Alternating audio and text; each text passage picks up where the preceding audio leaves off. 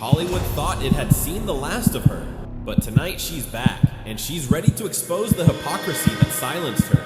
The lights are on, the cameras are rolling, and Roseanne Barr is about to speak the words that will shake the entire industry to its core. Brace yourself, this is not just a comeback, it's a reckoning.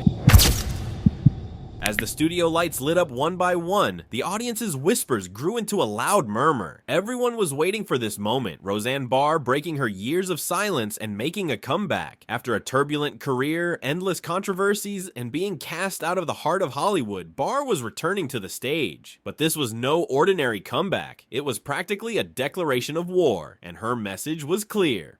You won't silence me. Roseanne Barr had long been one of the boldest and most controversial figures in television history. Throughout her comedy career, she had tackled class inequality, family structures, and the hypocrisy of American society with biting humor. But a few years ago, events had made her an instant victim of cancel culture. Her show was taken off the air, and Barr was essentially banished from Hollywood. Tonight was different. After years of choosing to stay silent, Barr was saying she could no longer be silenced. The show's host, in a solemn tone, made the announcement, "Ladies and gentlemen, she's back. Roseanne Barr." The studio erupted in applause, but beneath the clapping was another feeling. Curiosity. People wanted to see how Barr's words would shake the foundations of Hollywood. Roseanne stepped onto the stage with confident strides. Instead of the red carpet glamour, she wore dark, understated attire, a clear sign she wanted the focus on her words, not her clothes. Grabbing the microphone, she delivered her first line, sending a chill through the studio. They thought they could silence me, but they were wrong. I didn't come here to convince anyone. I came here to tell the truth.